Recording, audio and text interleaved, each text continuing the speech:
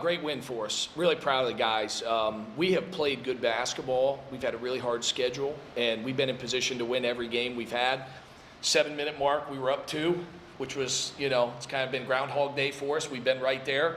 And that's a good Monmouth team, man. And Xander Rice is fantastic. So we had to be at a high level to win. And if you look statistically, I'm not shocked. I mean, second half we shoot 60%, 58 from 3. It took all of that to win the game because Monmouth's really good. So a lot of credit to our guys who stepped up and just didn't want to be denied after a frustrating home loss on Monday. Coach, you mentioned feeling like it's Groundhog's Day with the single-digit losses. So you spoke on Monday after the Hofstra game about some of the difficulties that you guys have had finishing games.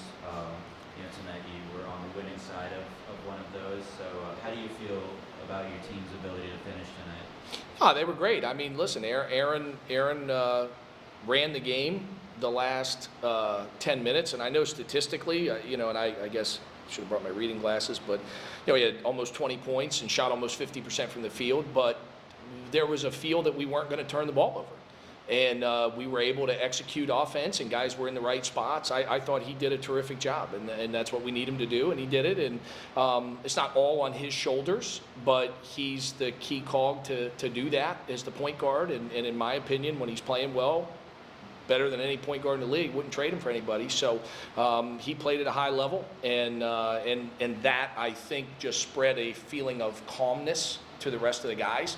So I thought that was a big key in the ball game. And only 3 days after going up against the leading scorer in the conference, you guys were going up against the second leading scorer in the conference tonight, Xander Rice. How do you game plan for a player like that, and how do you feel like that was executed? Well, you can game plan all you want, and sometimes it's not enough. Now, the other night, we did a great job on Tyler Thomas, but he hit 2 huge shots at crunch time. But statistically, we did better than what really anyone else has done against them. And tonight, against Xander Rice, we were terrific.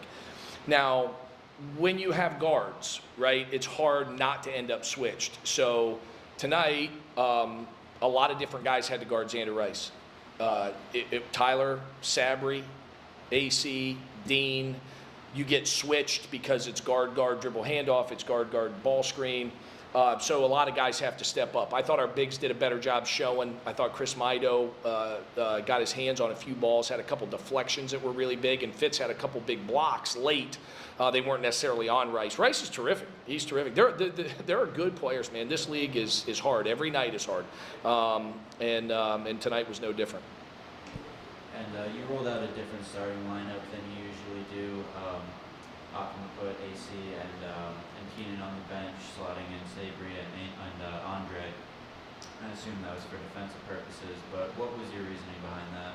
I just, I think I wanted our guys to play with an edge, and I thought that both those guys were great, which was awesome. We obviously started AC in the second half. I thought, listen, we won. When you win, it's never one guy. When you lose, it's never one guy. It's a team thing.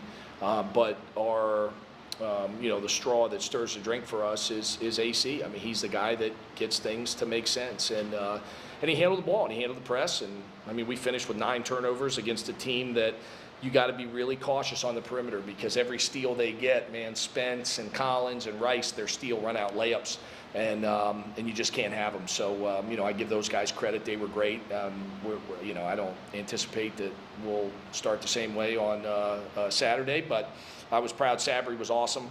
He's only able to play X number of minutes. He's still dealing with lower leg injuries.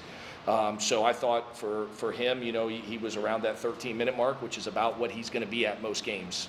But he was good for us. He was really good. And Aaron, you had a huge first half.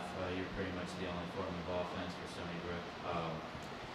What was the defense giving you in the first half and in the game as a whole? And how do you feel about your performance in general? They were giving me a lot of soft coverage, like the big was low. So, I was just trying to get in the lane and make plays off that. And then I know I got a couple catch and shoot threes from kickouts from people driving and kicking, or second chance opportunities. I know Ty had a big rebound in the second half that led to a 3. Yeah, I mean, overall, probably just some rebounds, honestly. I mean, I can't finish the game with 0 rebounds, so. And what does it mean to be able to band together as a team and be on the winning side of a single-digit deficit this time around? I mean, it's definitely huge. I mean, it's not fun every game coming out leading most of the game and then losing by a couple points here and there every game. So, I mean, it gives us good momentum that we know that we can play with any team in the league, but also win these games too. So, it was good tonight.